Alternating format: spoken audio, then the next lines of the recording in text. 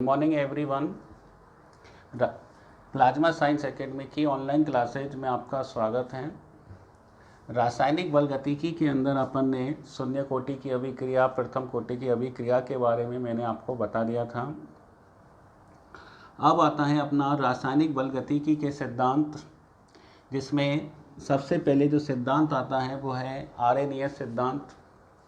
दूसरा जो सिद्धांत अपना आएगा वो है टक्कर सिद्धांत, और जो तीसरा जो सिद्धांत आता है वो है टीएसटी ट्रांजिशन स्टेट थ्योरी, संक्रमण अवस्था सिद्धांत, जिसमें 12th क्लास में अपन के दो ही दे रखे हैं, एक आरएनएस सिद्धांत और दूसरा टक्कर सिद्धांत। ठीक है, तो देखिए सबसे पहले जो सिद्धांत आता है वो है आरएनएस सिद्धांत।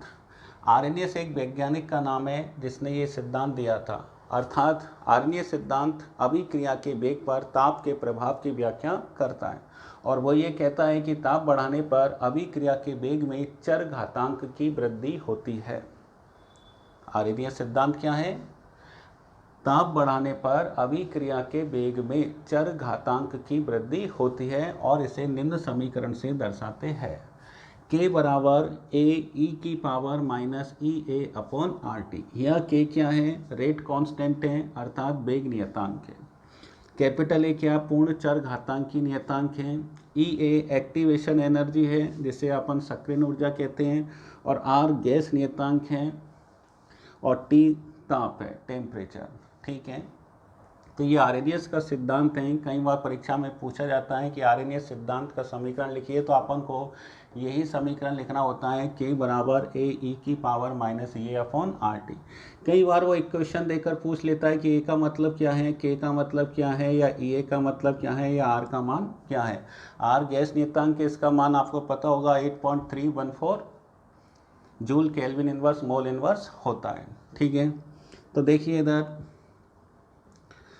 तो दो प्रकार से सवाल आता है, एक तो इसका समीकरण पूछ लिया जाता है, या इनमें k या a का मतलब पूछ लिया जाता है।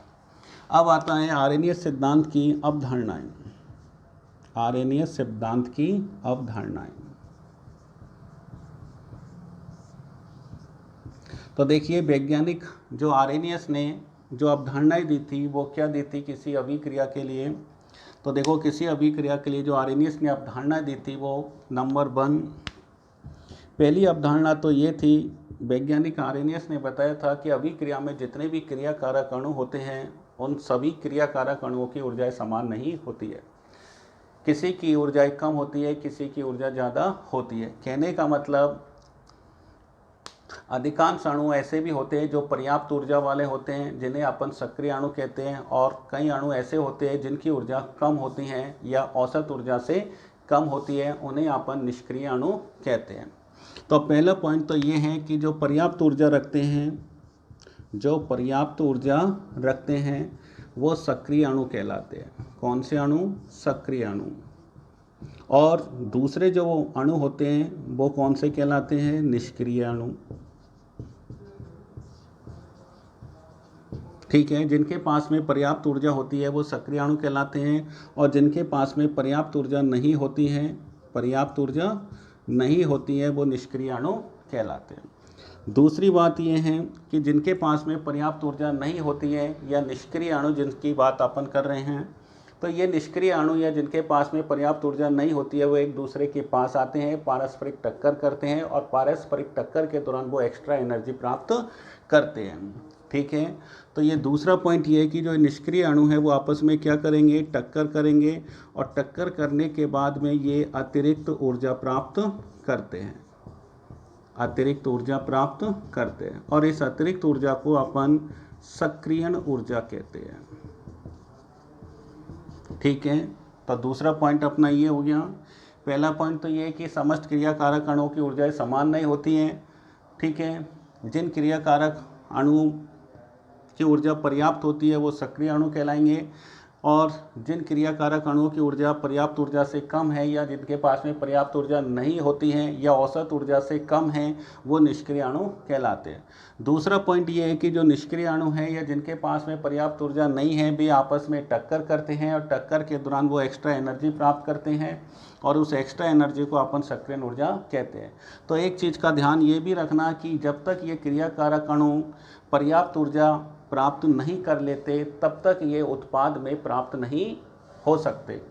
ठीक है, तो यहाँ देखो ये पर्याप्त ऊर्जा प्राप्त करने के लिए आपस में टक्कर करते हैं और टक्कर करने के बाद में ये एक्स्ट्रा एनर्जी प्राप्त करते हैं और इस अतिरिक्त ऊर्जा को ही अपन सक्रियण ऊर्जा कहते हैं।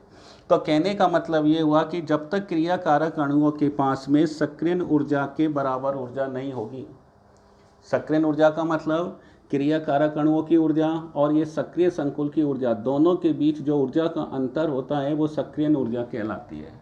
इसे अपन ऊर्जा अवरोध भी कहते हैं। तो कोई भी क्रियाकारक अणु उत्पाद में जब तक परिवर्तित नहीं होगा तब तक ये सक्रिय संकुल का निर्माण नहीं कर लेता। और सक्रिय संकुल और क्रियाकारक के मध्य में ऊर्जा का डिफरेंस कितना होता है? EA के बराबर होता है। अर्थात ये सक्रिय संकुल बनाने के लिए इस रिएक्टेंट को इसके बराबर एनर्जी की आवश्यकता तो पड़ेगी। तो ये अतिरिक्त एनर्जी प्राप्त करके किसका निर्माण करेगा? सक्रिय संकुल का निर्माण करेगा।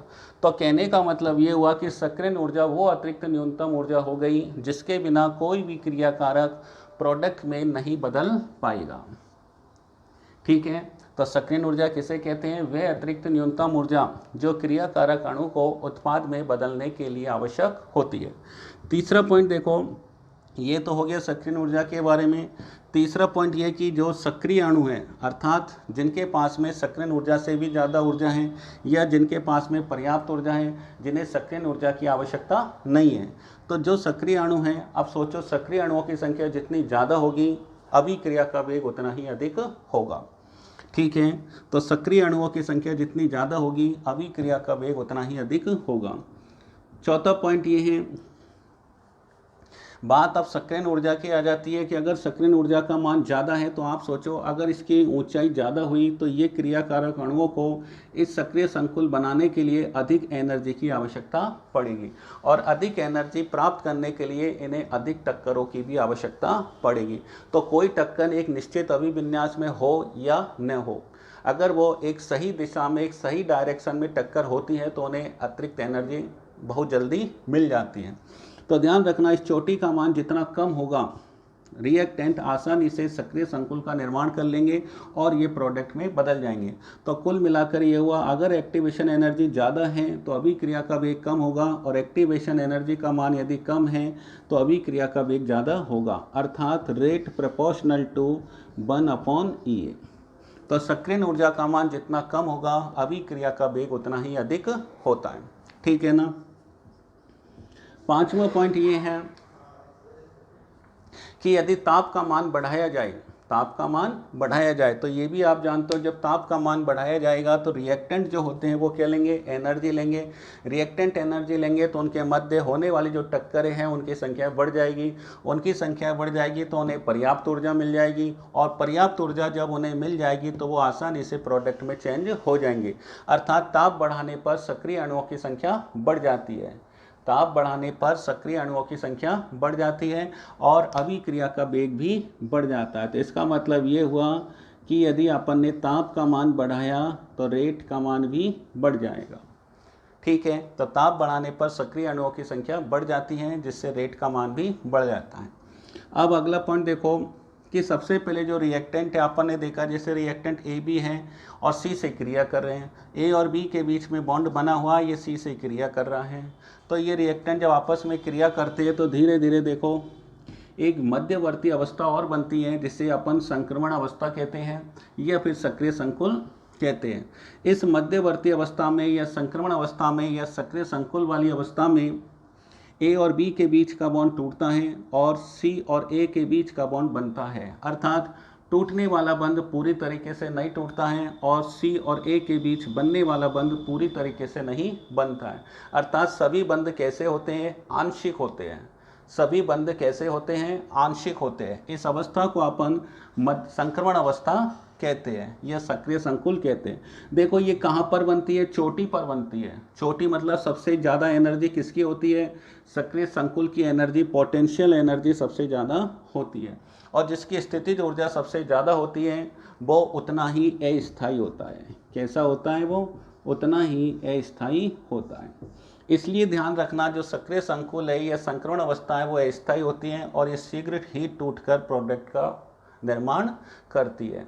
ठीक है, तो रिएक्टेंट सबसे पहले किसका निर्माण करेंगे, सक्रिय संकुल का निर्माण करेंगे जो उच्च ऊर्जा वाली होती है और अस्थायी होती है और यह टूटकर उत्पाद का निर्माण करेंगे।